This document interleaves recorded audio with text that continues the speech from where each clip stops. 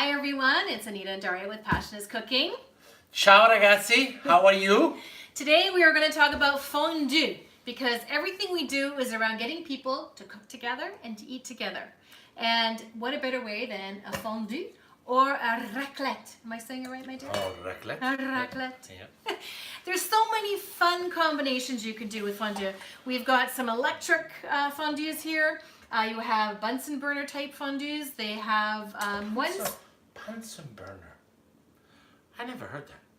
See am I saying it right? I thought that you said it absolutely But right. that's what it is. It's the oil thing that actually heats up the fondue. And that's the type of pot that you were talking about earlier on, that you can put the pot on the stove and heat it up and do things with it and then put it on the... Whereas the electric one, you can bring it up to temperature quicker, Yes. but you Elon. cannot... Well, that's what makes you the chef and me the home cook. We look at things from a different angle. I didn't know that. But the Bunsen burner.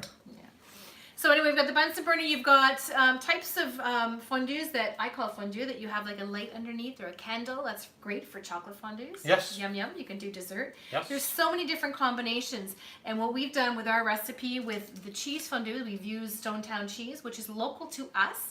If you have a cheese supplier that's local to you, it's great to use. So the cheese fondue we have there. And we also have a Chinese fondue. That's right. With a lot of the different condiment recipes That's right. online at Passion is Cooking to make your combination. And I think of this sort of as the time of year we're dealing with now. It's almost spring. Why not have a spring's coming party? Get everyone together, have family or have friends or whatever that is that you want to do. A St. Patrick's Day party. Oh, there! You know what? You can add some food coloring to that cheese fondue if you want. You can do a green vegetable fondue for all you vegetarian. I love vegetable. I actually think it would be phenomenal, you know? And then we do all theme of green sauces, okay? And then you can have some beer. There we go. Green beer. That's Green what food beer. coloring is for. You just add it to everything. I think the purpose about fondue, I think, is brilliant. It's a way to connect with your friends, with your family, with your loved one, with everyone, and just bring it together. And we used to do this thing where once a year it was a fondue party, and 4 or 5 couple. Each couple is in charge of what? So I'm gonna do the fish, you're gonna do the meat, you're gonna do the vegetable, and you're gonna do the dessert. It's phenomenal because you become creative. So, and every year we try to upgrade to do something a little bit different. Condiments, sauces, the marination for the fish, where we would do, or for the beef, or whatever it was, or maybe create a new twist on the cheese fondue. That's the fun part of it. The traditional one, fondue means to melt. Okay, so it's something that it melts into it. Chocolate that melts, cheese that it melts. For beef and for beef broth or for oil, it's different. You break it down, you almost cook it in it. But I think it's a proper way to kind of connect with people, for sure. Yeah. It's fun to do. And, we encourage with our International Dinner Club as well to get friends together and have that fun time together. We have 5 recipes you can download online at passionscooking.com. That's right. And join the club to be able to do that. And it's fun just cooking together and eating together. With the cheese fondue and the beef fondue, I always remember doing this with my family. We used to get together and we'd have set up on the table because my parents were Dutch, and so they picked the European way to do things. It was always the Bunsen burner type fondue that we did. That's right. And we used to have so much fun as a family getting together and talking and trying all the different combinations. I always loved the vegetable, like a red pepper with cheese, and then getting the actual beer batter on it. And with the beer batter, you have to have an oil fondue though. So some things, to cook a chicken properly, really you should do the oil fondue, or you can, like you mentioned, cut it really thin to be able to do that. In a very aromatic or of kind of an Asian style chicken broth, very thin, marinate your chicken into Asian spices, okay, overnight, so it kind of breaks down the fiber, and then just basically cooking it in this aromatic broth, almost like a hot pot, okay, or full. Yeah, there we go. But you just give me an idea. Oh, I did I? you know, That creative brain is working again. travel is the wonderful thing. We love to travel. We love to experience it. And I'm going to challenge you guys right now to give us the best combination of a fondue you would recommend to us. And we will show it to you. But I just came something to my mind right now. Thank you. You're welcome. So Anita's favorite memory was this green pepper wrapped into cheese. You dip it into an oil, right? Or a butter. Batter. And then you dip it in a condiment. Rewind. For us in Italy, fondue was not a big thing. We would go to our neighbors, Switzerland or France, and to do it. But I just got an idea here. So in Italy, in the northern part of Piemonte, we have peperoni in bagna cauda, which is pepper in bagna cauda. Bagna cauda is a condiment, is a sauce that is made of anchovies, garlic, and butter. Okay, you're making me drool. So think about this, and this is the fun thing about trying, don't be afraid.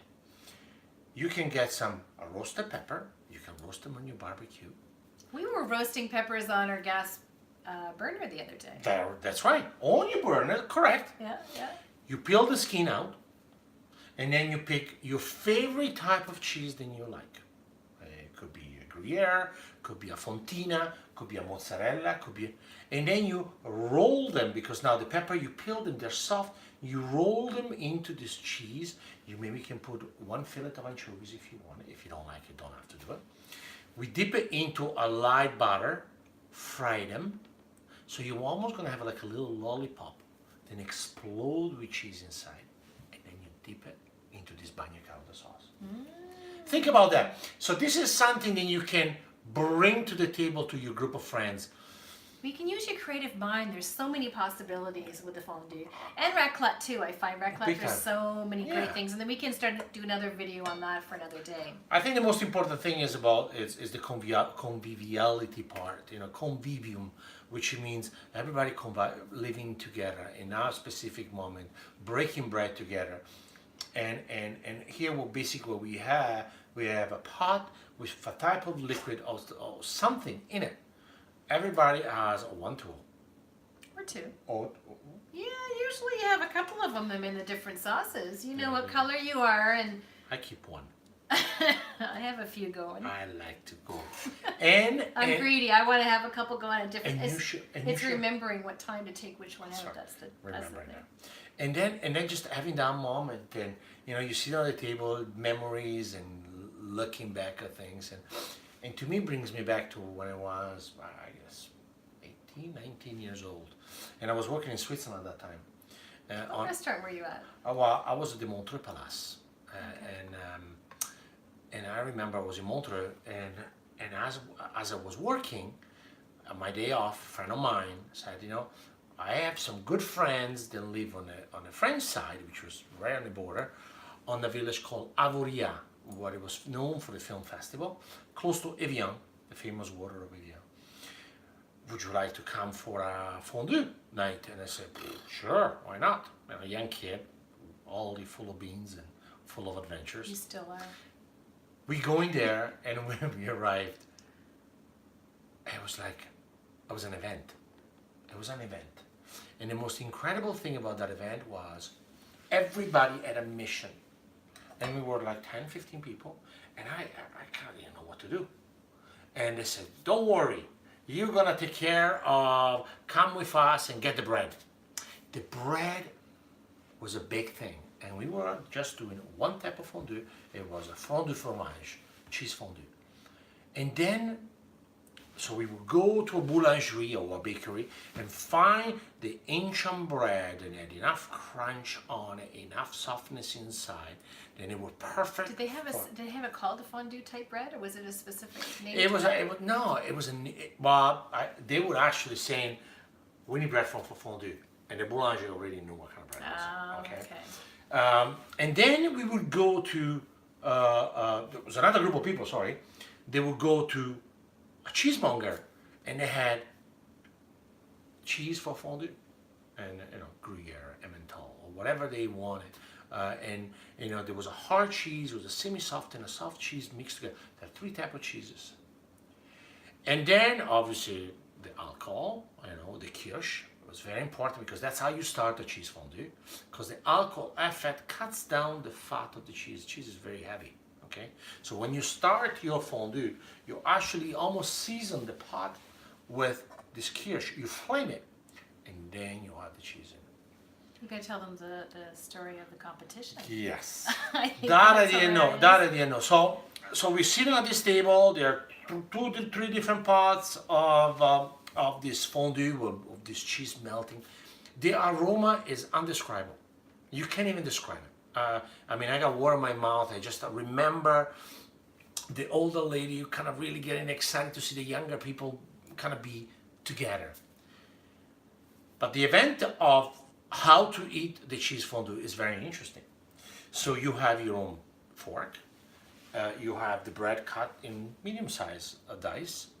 You poke the fork into the bread, and then you dip the bread into the kirsch. From the kirsch, the bread goes into the cheese fondue. You roll it, and then it